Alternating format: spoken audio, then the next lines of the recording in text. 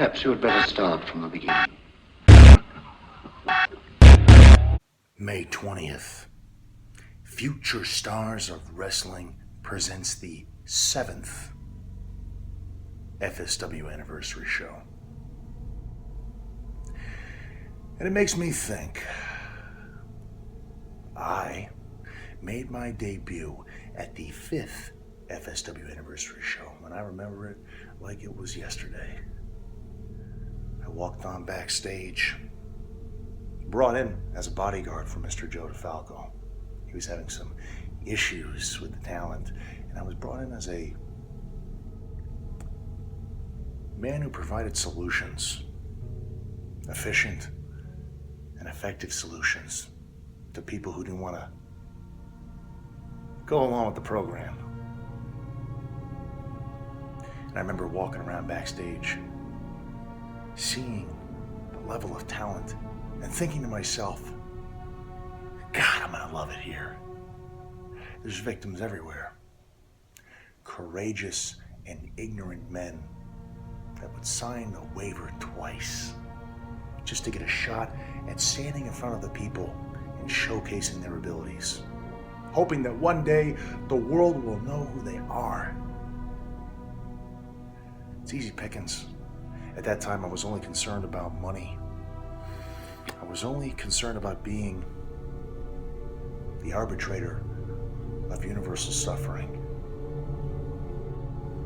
Just for a moment in time, I saw something that caught my eye, my attention, and became fixated on it. It was the FSW heavyweight title, and I thought to myself, God, that would look real good around my waist. But I, in truth, did not understand what that title meant at the time. But I knew I wanted it.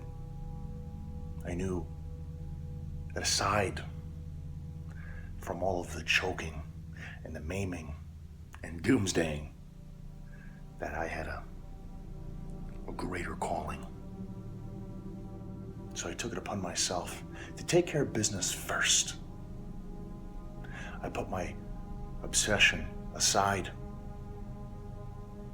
and I created a plan to get that shot at the FSW heavyweight title. Now, everyone else told me I had to get in line. There's people paying their dues. Seniority. Seniority is a fairy tale universe that does not exist to me. You see, I believe in the food chain. And in the food chain, I eat everything. I eat everybody. I'm the top dog, whether you like it or not. Because I don't just hit hard. I hit harder than life. And everybody learned that real fast. I could either wait 3 or 4 years before I got a title shot, or I could do the work. I could out-train everybody.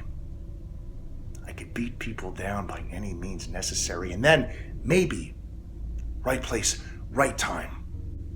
And it happened just like that.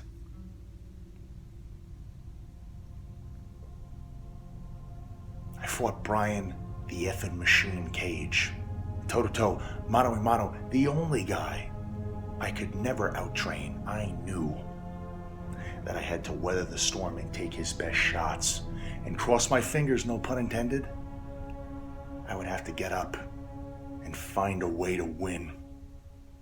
And I did. It was a living hell. I had my jaw wrapped around the side of my head.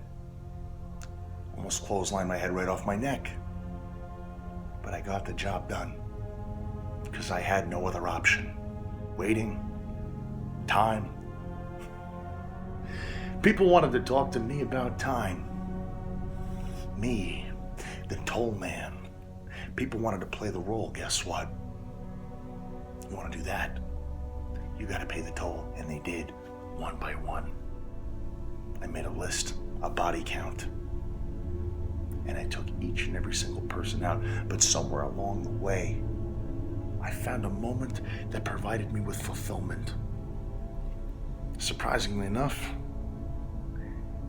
it was in the concept of sportsmanship. Fighting the best at their best and beating the best to become the best of the best. And I saw what the company was, and I see what it is now, and I saw what it could be, and I embarked on my own personal mission to rebuild the house of FSW. An audience that villainized me, maybe even rightfully so, became my jury.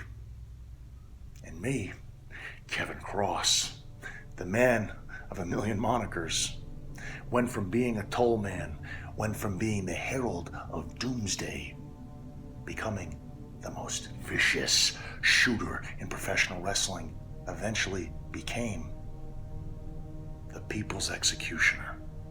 May 20th marks that I have been undefeated, not pinned or submitted in FSW for 2 years. Eli Drake signed the waiver twice because I'm going to enlighten you to my philosophy of choke, maim, doomsday, repeat.